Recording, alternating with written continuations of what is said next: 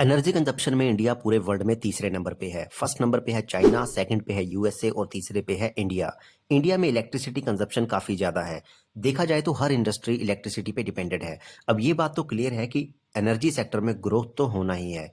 अब देखना ये है कि एनर्जी सेक्टर में भी किस चीज में सबसे ज्यादा ग्रोथ होने वाली है और क्यों होने वाली है। नमस्कार दोस्तों, आज के वीडियो में हम डिस्कस करेंगे कुछ ऐसे बिजनेसेस के बारे में जो कि फ्यूचर में आपको बहुत अच्छा रिटर्न दे सकते हैं।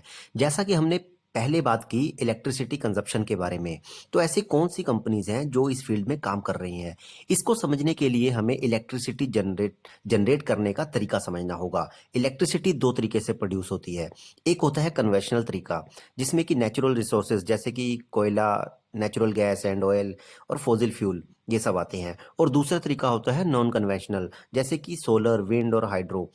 इन दोनों तरीकों से जनरली इलेक्ट्रिसिटी प्रोड्यूस की जाती है।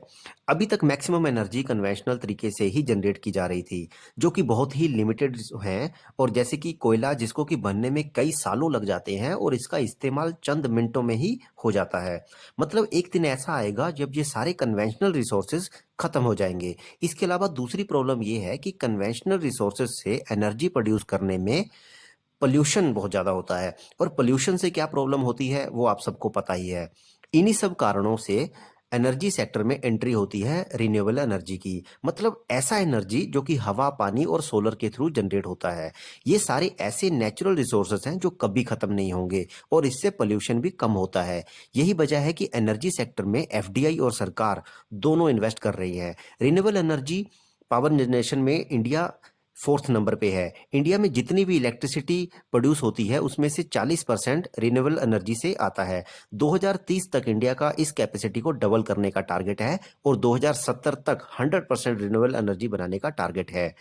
रिन्यूएबल एनर्जी चार चीजों से बनता है: वाटर, विंड, बायोमास और सोलर। बायोमास में एग्रीकल्चर वेस्ट आता है। फिलहाल सबसे ज्यादा एनर्जी जनरेशन सोलर और विंड पावर से आता है, तो गवर्नमेंट का ध्यान सोलर पावर के ऊपर सबसे ज़्यादा है। आज की वीडियो में हम बात करेंगे सिर्फ सोलर पावर के बारे में।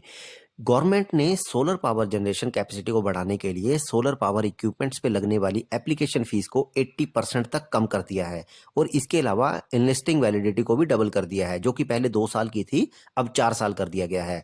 इससे उन कंपनीज को फायदा होने वाला है जो सोलर पावर मैन्युफैक्चरिंग करती हैं या फिर इनसे जुड़ी हुई हैं। और उन्हीं में से कुछ कंपनीज हैं।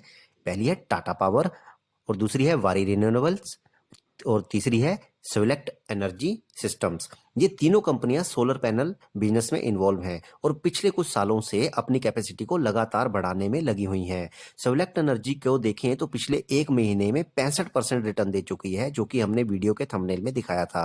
लेकिन किसी भी कंपनी में निवेश करने से पहले उसके बारे में अच्छे से स्टडी करना और अपने फाइनेंशियल एडवाइजर से जरूर डिस्कस करना चाहिए, क्योंकि स्टॉक मार्केट थोड़ा सा रिस्की हो जाता है जब हम बिना खुद की स्टडी किए डायरेक्ट इन्वेस्ट कर देते हैं। तो दोस्तों, आज के वीडियो को लास्ट तक देखने के लिए धन्यवाद। Take care, happy investing.